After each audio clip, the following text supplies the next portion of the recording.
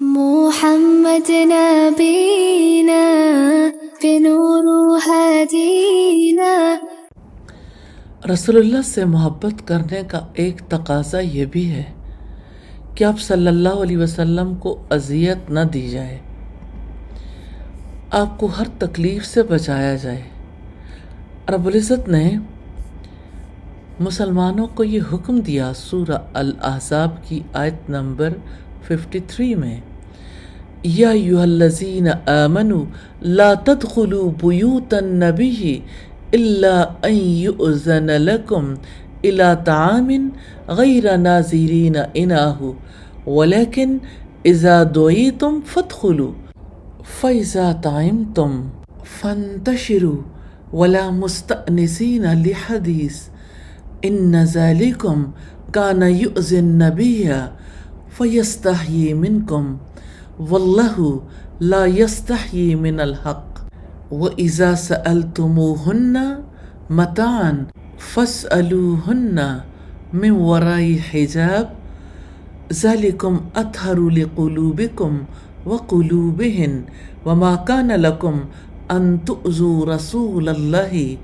وَلَا أَن تَنكِحُوا أَزْوَاجَهُ مِن بَعْدِهِ أَبَدًا إِنَّ ذَلِكُمْ كَانَ عِندَ اللَّهِ عَظِيمًا۔ اے ایمان والو، جب تک آپ کو اجازت نہ دی جائے آپ نبی کے گھروں میں نہ جایا کرو۔ کھانے کے لیے بھی اجازت کے بعد جاؤ، یہ نہیں کہ پہلے سے جا کر بیٹھ گئے اور کھانا پکنے کا انتظار کرتے رہے، بلکہ جب بلایا جائے جاؤ اور جب کھا چکو تو نکل جاؤ، وہیں باتوں میں مشغول نہ ہو جایا کرو۔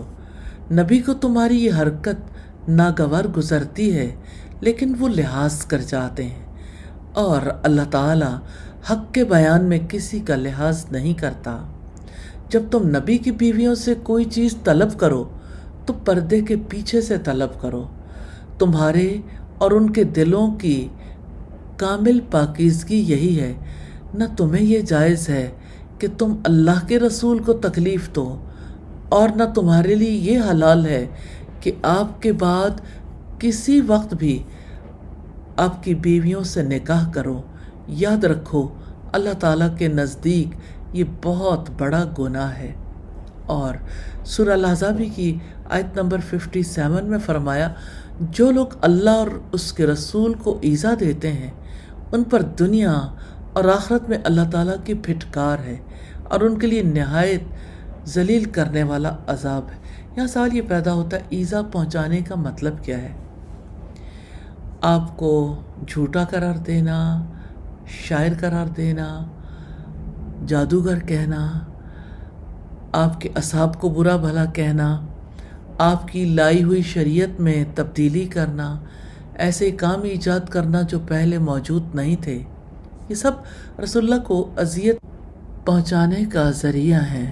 اللہ تعالیٰ سے دعا ہے ہمیں ایسے کسی عمل کی توفیق نہ دیں اور ہمیں سمجھ دیں کہ ہم کوئی ایسا کام نہ کریں جس سے اللہ کے رسول صلی اللہ علیہ وسلم کے لیے ہم باعث تکلیف بن جائیں۔